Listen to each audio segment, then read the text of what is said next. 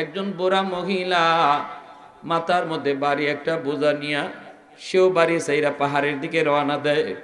আল্লাহর নবী, নবীর নাম শুধু মক্কার অনেকেই জানে, কিন্তু নবীরে অনেকেই চেনে না। নবীজি ওই মহিলার কাছে যাইতেছেন, যা বলতেছেন, মা কই যাও? মহিলায় কই, বাজান দেখো না নি মানুষ কই যায়, তুমিও তাড়াতাড়ি বাগো। আল্লাহ নবী কয়, কেন গো মা? কই, মুহাম্মদ মক্কা দখল করেছে, এই খবর তুমি বুঝি রাখো নাই? তাড়াতাড়ি করে বাগো, নইলে কিন্তু মুহাম্মদের হাতে ধরা পড়বা। আল্লাহ নবী রহমতের নবী, মায়ার নবী, পরিচয় দিলেন না। নবী বলতেছেন, মা মা আমি তো শুনেছি মুহাম্মদ সবাইকে মাফ করে দিয়েছে। মহিলায় কই, বাবা যুবক, মক্কার মানুষ মুহাম্মদকে যেই কষ্ট দিছে রে বাবা, আমি বুড়া মানুষ, আমি দেখছি, আমি শুনছি, নিজের চোখে আমি মুহাম্মদকে কোনোদিন দেখি নাই, কিন্তু শুনেছি বাবা, যে নির্যাতন মক্কার মানুষে তারে করছে, এলাকা থেকে বের করছে, ঘর বাড়ি থেকে বের করছে, সাথী সঙ্গী সবাই রে মারছে, কাটছে, কিছু না কিছু বদলা নিবেই নিবে। যদিও কইছে মাফ করে দিছি, এরপর ভয়, তাড়াতাড়ি করে তুমিও নিরাপদ জায়গায় চলে যাও। আল্লাহর নবী দেখতেছেন মানুষজন ঘরে যে যা নিতে পারে লইয়া রওনা দিছে। নবী বলতেছে, মা গো, বোঝাটা অনেক ভারী, তোমার নিতে কষ্ট হচ্ছে, আমি একজন জোয়ান মানুষ, আমার মাথায় বোঝাটা দিয়া দাও, আমি তোমাকে যেখানে যেতে চাও সেখানে পৌঁছায়া দিমু। নবীজি ওই বৃদ্ধা মহিলার বোঝা নবী মাথায় উঠাইলেন। মাথায় উঠে নবী যাইতেছেন। এ যুবক, আল্লাহ কসম খায়া কইছে, ও দুনিয়ার মানুষ, আমি আমার বন্ধুরে খুলুকে আজিমের অধিকারী বানাইছি, কসম খায়া বলি, আমার বন্ধুর মতো এত সুন্দর চরিত্র পৃথিবীর আর কারো নাই। সুবহানাল্লাহ জোরে কও। যেই মানুষগুলো আমার নবীরে মারলো, কাটলো, নবীরে নিজের বাড়ি থেকে বের করে দিল, সেই নবী আজকে মক্কার মানুষগুলা সবার কাছ থেকে বদলা নেওয়ার কথা, বদলা না নিয়ে নবী মাফ করে দিয়া এইবার বোঝা মাথায় নিয়ে আজ্ঞায় দিতেছে। মহিলা কই, যুবক, তুমি তো সাধারণ কোনো মানুষ নও রে বাবা, ভগবান তোমারে ফেরেশতা বানায় পাঠাইছে।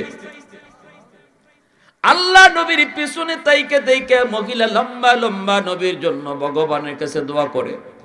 নবীজি পূজা মাথায় নিয়ে যাইতেছেন, আর চোখের পানি ধরে নবী কান্দের, মালিক, ও মালিক, তুমি একটু চাই দেখো, আমি তো মক্কার মানুষের কাছ থেকে বদলা নেওয়ার কথা বলি নাই, মাফ করে দিছি, এরপর এরা আমার কথা বিশ্বাস করে না।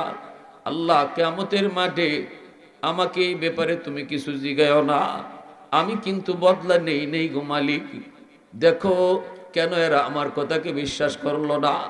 নবীজি যাইতেছে, চোখের পানি জরে জরে নবী কান্দে আর সামনের দিকে যায়। মহিলা পিছন থেকে নবীর লাগে লম্বা লম্বা দোয়া করে। নবীকে তো আর চেনে না।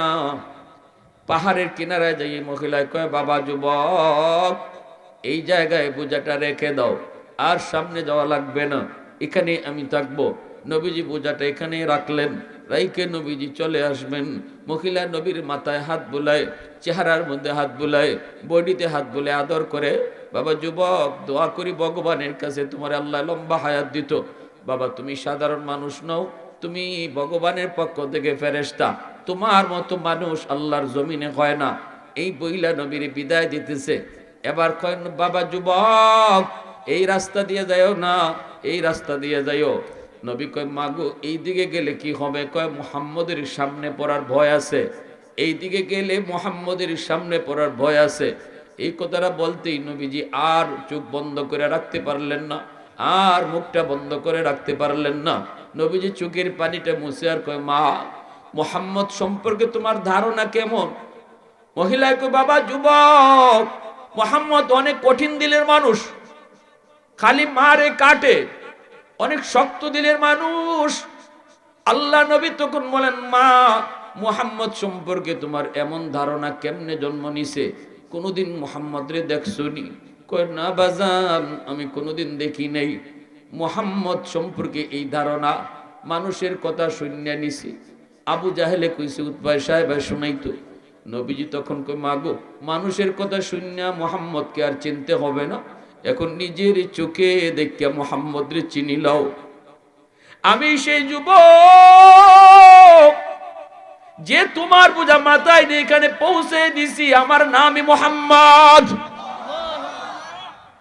আল্লাহ নবী যখনই কই আমি সেই মুহাম্মদ যাকে তুমি কঠিন দিলের মানুষ বলেছো, মহিলা লাভ দিয়া নবীর পা জড়ায় ধরে কান্না শুরু করে দেয় আর বলতেছে বাজার শোনাইছো কি? বলে হ গোমা। মহিলা কয় তাহলে এতদিন তো এই আবু জেহেল উতবা সাহেব আমারে বল শোনাইছে। ভাইরা বন্ধুরা, আমার নবীর হাতে হাত রেখে কালেমা পড়ে মুসলমান হয়ে গেছে। আল্লাহু আকবার। এই নবীর আখলাক আর আদর্শ দেইখা এমন বহু মানুষ কালেমা পড়ে মুসলমান হয়েছে, কালেমা পড়ে মুসলমান হয়েছে শুধুমাত্র আমার আপনার নবীর আখলাক দেইখা। জোরে বলেন সুবহানাল্লাহ, আর একটু জোরে করুন না সুবহানাল্লাহ। লা ইলাহা ইল্লাল্লাহ, জোরে।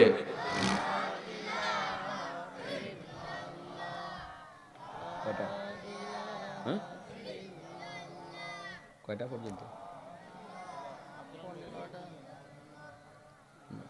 1 ঘন্টা কেন না? 40 মিনিট 45 মিনিট, 1 ঘন্টার উপরে তো হয় না। জোরে লা ইলাহা ইল্লাল্লাহ।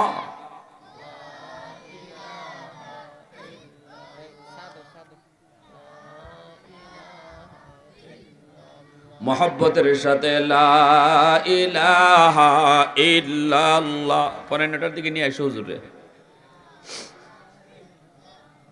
সুবহানাল্লাহ ওয়ালহামদুলিল্লাহ,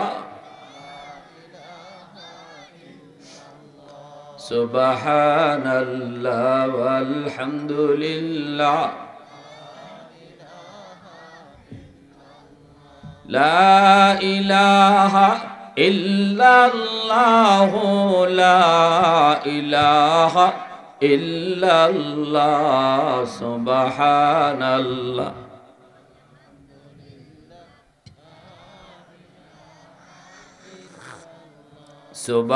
সুবহানাল্লাহ,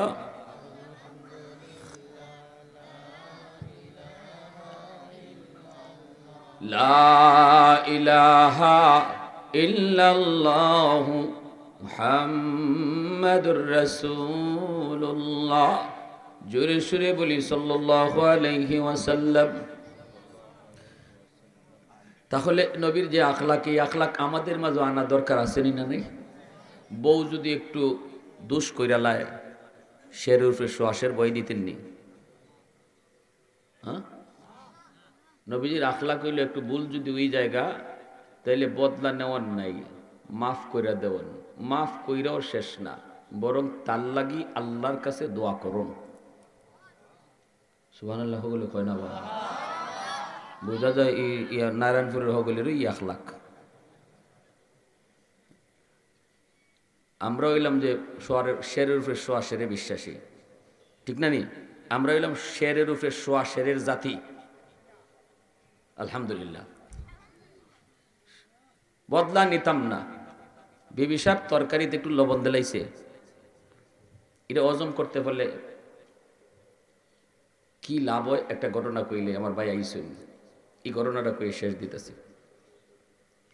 হযরত মাওলানা মাহমুদুল হাসান দেওবন্দি রহমতুল্লাহ আলাইহির ইন্তেকালের পরে ওনার এলাকার কয়েকজনের স্বপ্নে দেখছেন। স্বপ্নে দেখে জিজ্ঞেস করছিলা যে কিরম ব্যবহার করছে আল্লাহ আপনার সাথে। এই কইন আল্লাহ আমার জিন্দিগির সমস্ত হাদিস ফরানি যা ছিল সব আটকাই লিছে। এগুলো আমি তোমার এলেম দিছি, এলেমের শুকরিয়া, তার তুমি হাদিস পড়াইছো, কিন্তু একটা আমল তোমার আমার পছন্দ হয়েছে, যে আমলের উসিলায় আমি তোমার মর্যাদা জান্নাতে বাড়াইয়া দিছি। কি আমল? আমলটা হইল আমার বিবি সাহেব একদিন তরকারির মাঝে বেশি লবণ দিলাইছেন। তরকারিত কি দিলাইছেন? আমি তরকারিটা একটু মুখো নিয়ে দেখি তিতা, জমের তিতা। এখন আমি যদি কই বিবি গো এত তিতা কেমনে করছো, তাহলে এটা না শুকরি হয়। কারণ এসে সারা জীবন তাই না আমারে বালা করে খাওয়াইছুন, আজকে না হয় একদিন একটু লবণ বেশি হয়ে গেছে, ঠিক না নি? তো এটা আমি কেমনে কই না, আল্লাহর বান্দি হিসাবে আমি তারে মাফ করে দিমু, কিচ্ছু কইমু না। পরে তিনি একটু পরে উঠে কইতেছেন, বিবি সাহেব, ও বিবি আজকে তরকারি অত মজা হইছে, অন্যদিনে তো তরকারি খাওয়াও, কিন্তু আজকে এর তরকারি অত মজা কেমনে হইল? বাটির যা ছিল সব লই দিছেন। এখন লইয়া চিন্তা করুন, ফাতিলে তো তরকারি আরো রয়েছে। আমি যদি এই পাতিলের তরকারি থাকে, বেবি সাহেব যখন আবার খাইতে যাইব, তখন তো দেখবো একবারে তিতা, জমের তিতা। তখন কইব, আল্লাহ, আমার স্বামী এই তিতা তরকারিটা খাইয়ে আমারও কইছেন মজা হইছে, শরম পাইলিব আমার বিবি।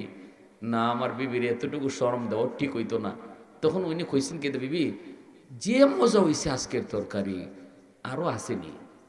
বিবি কয়, আছে, আনি। এক কট্টা আনছেন, আনছে ফের ই কট্টাও ফুরা খাইছেন। খাইয়া কইতেছেন অত মজা লাগে, ফের লাগে আরো আসেনি। বিবি কয়, মা তো আমার লাগে একটু রাখছিলাম। তাই কইতে, আরেকদিন খাইও না তুমি রাইন দিয়ে, আজকে আমারা দিলাও। তরকারি সব পাতিলের সব তরকারি তাই খাইছেন, বিবি যাতে টের না পায়। আল্লাহ বলতেছে, মাহমুদ, ওই দিন যে আমার বান্দির দোষটা তুমি গোপন রাখছিলাই, দুনিয়ার কেউ জানে না, শুধু আমি জানি আর তুমি জানো।